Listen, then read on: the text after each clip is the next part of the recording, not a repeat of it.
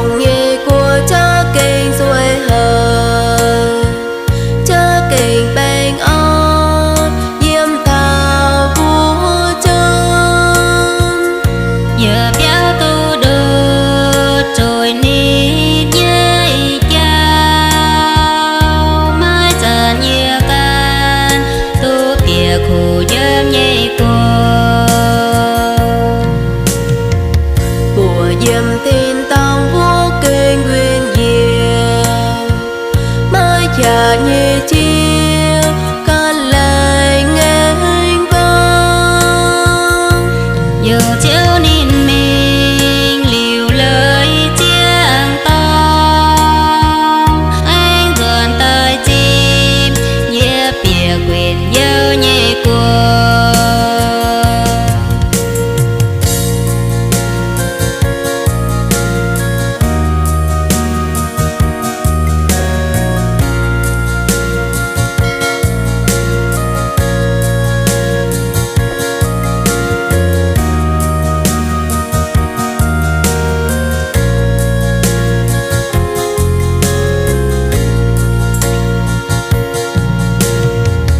giờ dầm am kên hang thê miền nọ